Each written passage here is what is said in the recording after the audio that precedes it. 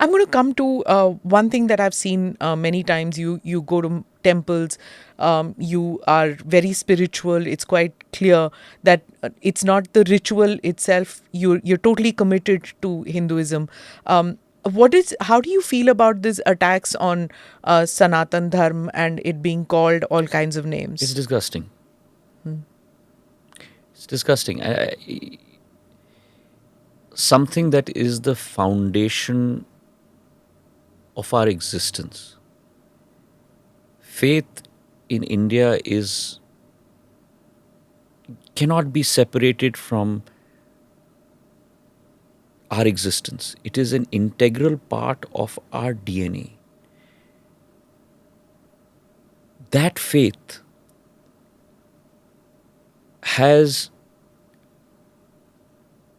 over centuries and thousands of years spread the notion of what the Prime Minister talks about today. And I was amazed when he coined the G20 presidency in that format. Vasudeva Kutumbakam. One world, one family, one earth. That in essence is the bedrock of our faith. And if someone doesn't decry that, someone wants to destroy that, that to me is evidence of someone who wants to destroy our civilization and the essence of our civilization. And this alliance that you talk about, look at the opportunism. The people who want to talk about Bharat Jodo are silent on this. Not a single comment. You went to St. Stephen's, Stanford, Harvard. These are all liberal arts places. There are it's not even centrist. There is more a left liberal lobby which is working there. There seems to be this whole anti-BJP and anti-Modi especially narrative which has stemmed from those universities and the media and the ecosystem there now. So, and that's becoming louder and more assertive. See, when you are in an echo chamber like this one. Not an echo chamber. I'm kidding. Yeah. So when you're in an echo chamber and when you are unfortunately not exposed to what the reality on the ground is, then you may come up with certain notions. Notions that are not based on fact. Right? And therefore, and when you realize that the reality is different, then those notions do get dispelled. Now, in as much as there is this lobby that you talk about, there is a far greater lobby that believes in the leadership of Prime Minister Modi in the world. There's a far greater lobby that is looking to him no longer for leadership in India, no longer for leadership in the global south, but looking to him for leadership on a worldwide basis. And the G20, whether it was in Bali or whether it was the G20 in India, is clear evidence of that. COVID is clear evidence of that. Name me one country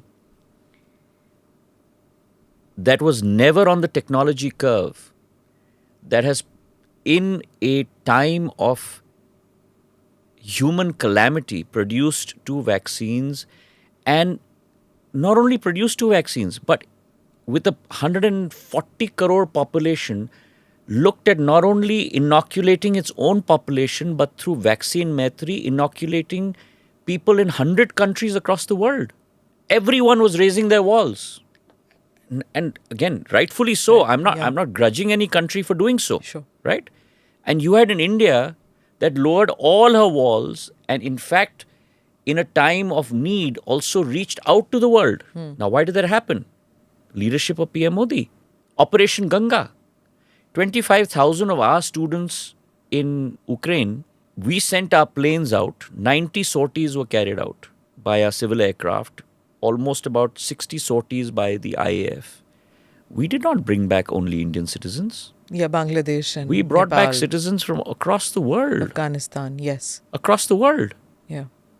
Did any other country, and there were other citizens also stuck in Ukraine, did any other country, and I don't want to name any country, but did any other country send even a single plane? We opened up what were domestic airports in the neighboring countries to Facilitate those students. to facilitate our international aircraft coming in. Okay. And I have to thank the leadership of those countries.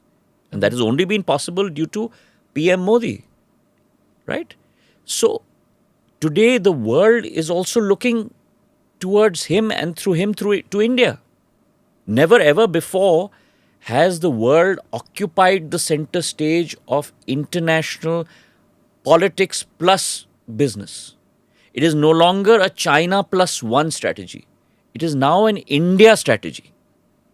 Interesting. Never could you or I ever dream that Airbus would set up a manufacturing facility in India. Today we've ordered 56 aircraft, 16 are coming from their facility in Spain, 40 are going to be produced in Vadodara in a joint venture with Tata's. Never could you or I ever think that our Chandrayaan would get supplanted on the south pole of the moon. So, to use something that we've grown up watching on TV, but to use that cliched euphemism, if you will, India's going where it has never gone before. नमस्कार, मैं हूं मानक गुप्ता। अगर आपको हमारा ये video पसंद आया हो तो इसे लाइक और शेयर जरूर करें और हां, हमें सब्सक्राइब और फॉलो करना ना भूलें ताकि आप देश और दुनिया की कोई खबर मिस ना करें। तो जुड़े रहिए हमारे साथ और देखते रहिए न्यूज़ 24।